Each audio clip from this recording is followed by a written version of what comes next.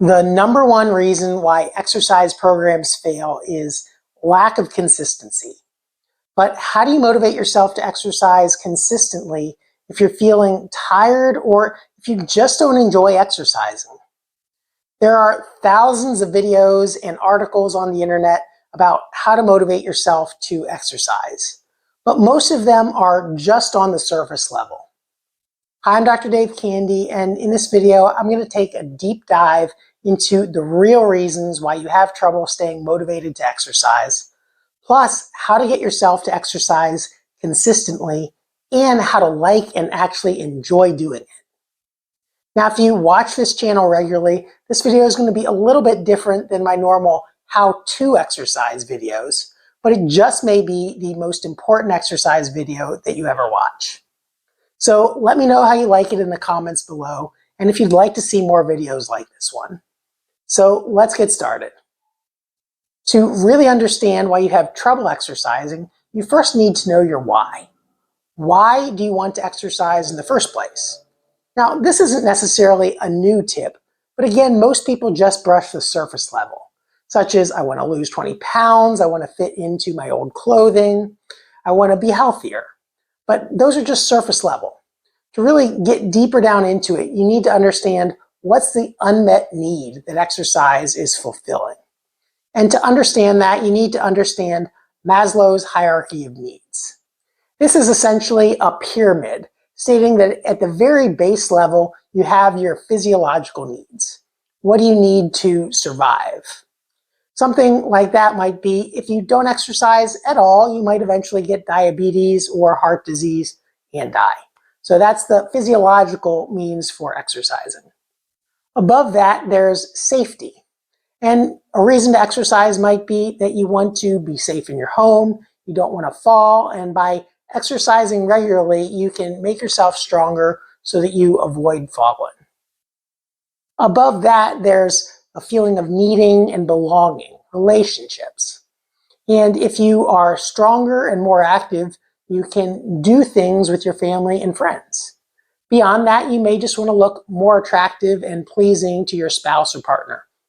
And so those are sort of the relationship levels.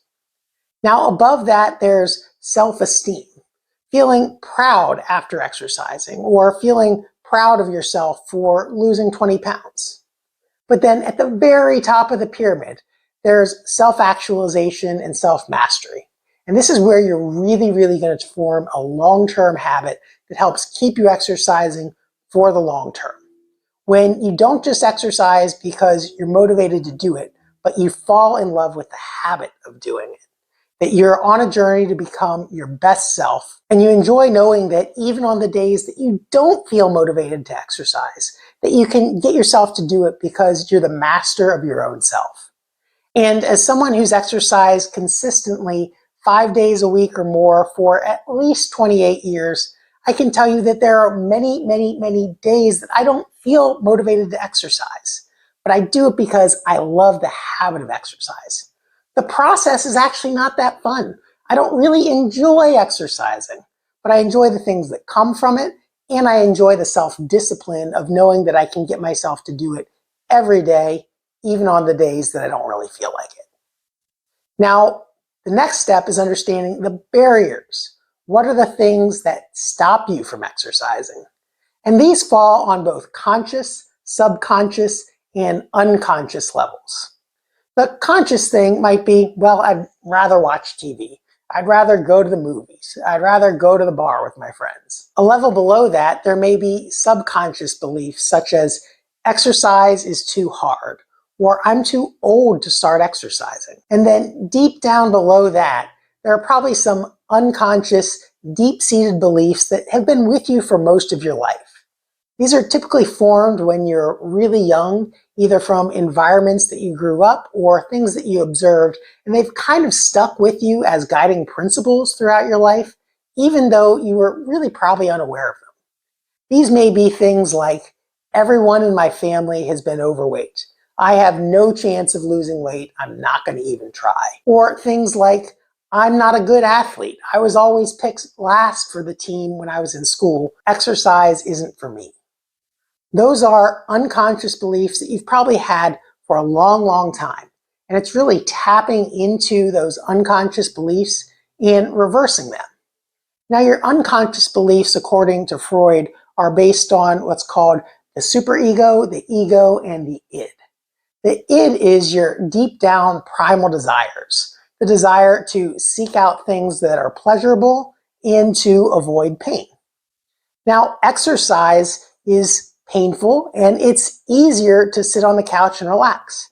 In fact, it's evolutionarily beneficial to conserve energy. Back when we were hunters and gatherers and didn't know where our next meal was coming from, it was beneficial not to do things that we didn't need to that burned energy.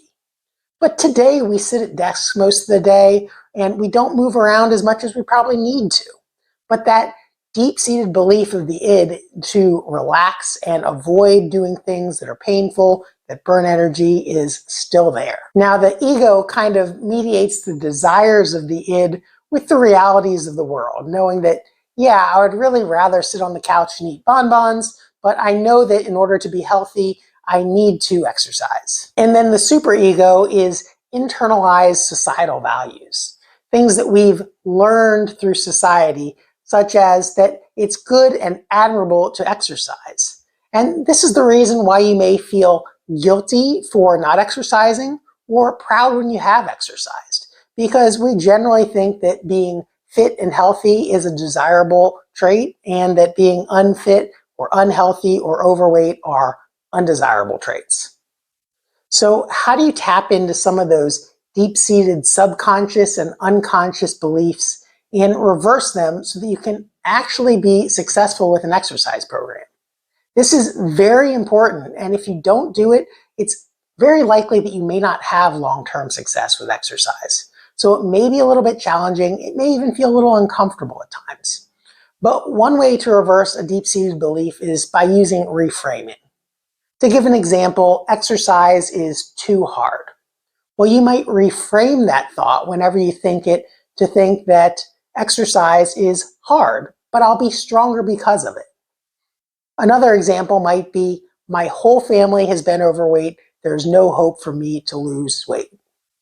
And I've got some bad news for you. If that was true, then that means that your children are destined to be unhealthy and overweight, your grandchildren are destined to be unhealthy and overweight, your great-grandchildren and great-great-grandchildren, and many generations beyond that are also destined to be unhealthy and overweight. But you can reframe that as, even though everyone in my family has been overweight, I can choose to engage in healthy behaviors and become healthier and lose weight. Furthermore, you can stop that dysfunctional belief from being passed down to your children and grandchildren and future generations. So if you can't motivate yourself to exercise for yourself, do it to stop the buck and keep that belief from being inherited in future generations. Now, another cognitive behavioral technique you can use to form a consistent habit of exercising is to reward yourself for exercising. Again, we seek out pleasure and seek to avoid pain. So if you follow up that pain of exercising with something pleasurable, it helps condition you to actually want to exercise. It's kind of like the classical experiment of the Skinner box, where they put a rat in a box and trained it that whenever it pressed a lever, it would get a piece of cheese. Now, in this example, you're the rat. You train yourself to do something such as exercise in order to get a reward. Now, that reward shouldn't be something like ice cream or candy that's going to sabotage your health effects, but treating yourself to a healthy snack or something like a relaxing bath after you exercise are both good examples of ways to reward yourself for exercise and actually train yourself to want to engage in the habit. But how do you get started? New habits are hard to form, especially if you've had a long history of doing the opposite of the habit. But in order to start a new habit, you want to try to start small.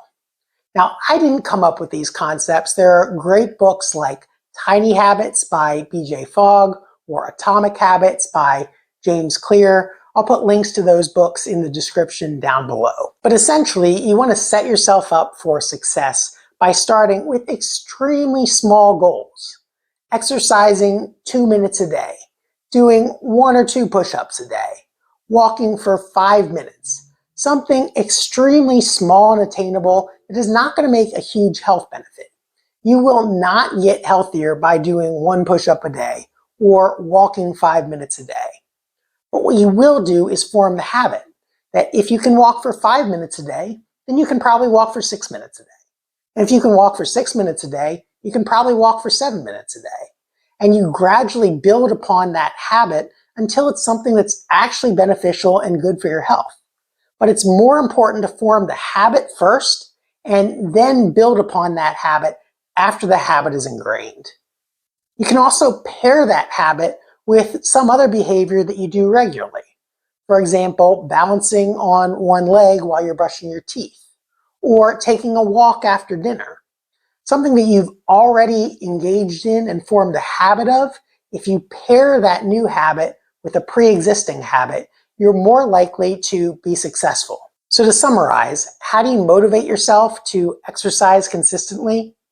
You don't. Motivation will get you started, but it'll also get you stuck.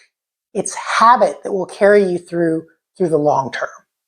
You don't have to fall in love with the process of exercising, but fall in love with the results. Fall in love with the habit and the self-discipline and the self-mastery. And that's how you'll set yourself up for long-term success. Now, if you did find this video helpful, leave a comment below and share this with someone else who you think needs to see it. And if you haven't already, subscribe to our channel so you can get notified of our future videos. Thanks for watching, and I'll see you in the next video.